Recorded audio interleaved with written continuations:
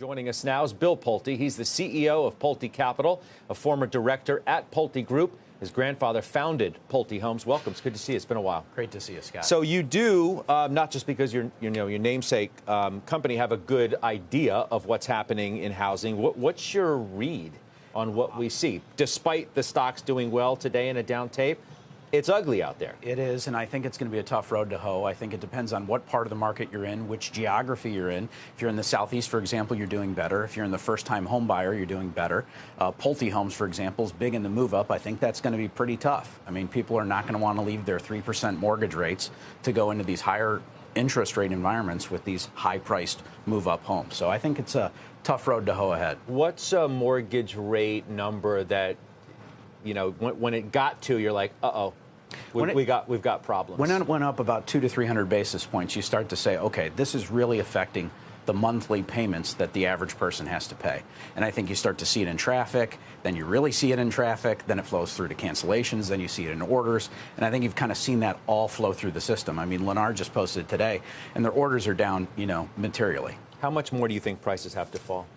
Well, I think it's not so much about prices falling. Unfortunately, we still have this kind of inventory issue in the country, and a lot of it, in my opinion, has to do actually with zoning more than it does inventory. I mean, a lot of these local municipalities do not want to build a lot of these subdivisions and stuff, so I think prices are going to stay pretty stable on a relative basis. Even if we have a recession, because it seems like that would almost be a extraordinarily heavy lift for prices not to come down more if the economy weakens even further. I think they could come down. It just depends what's the quantum, right? So if you have a very bad recession, absolutely. But if you have a moderate recession, you have still high inflation. We have seen prices, by the way, in the cost of goods sold going into homes come down, lumber, et cetera. Yeah. You think there's going to be a recession or no? I do. But just a shallow one? I think a shallow one. I think there's just so much money out there. I think that as it pertains to housing, for example, if they can get interest rates under control, people need to buy homes in this country, period. Yeah. I mean, we have seen rates obviously come down as yes. Overall rates have come down. Let's pivot to another story.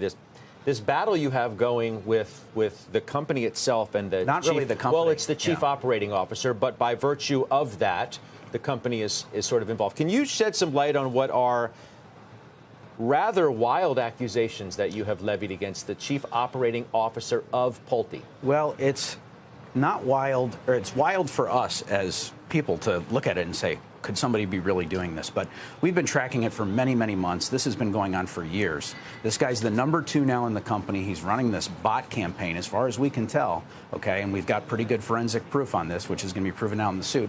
I'm hoping Pulte Homes does the right thing, okay? This isn't about the company in terms of, I don't think that they're behind these bot attacks. I mean, I could be proven wrong because the COO is very close to the CEO, Ryan Marshall.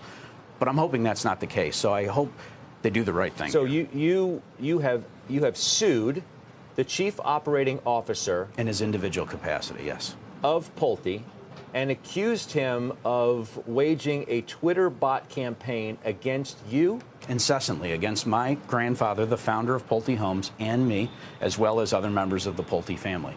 I care very much about Pulte Homes, and this type of nonsense should not be going on in a Fortune 500 company, especially an executive of a Fortune 500 company. So, if I have to do what I had to do, in 2016, we turned around the company with Elliott Management.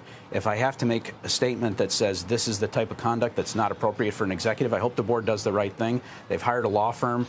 I don't think that I think the law firm's conflicted. It's King and Spalding. They're very close with management. We need a new law firm. It needs to be investigated. And, Pulte's a great brand, and our family's a great family, but he's accusing family members of mine, so it's very personal, of crimes, all kinds of crazy stuff. This should not be going on in a Fortune 500 company.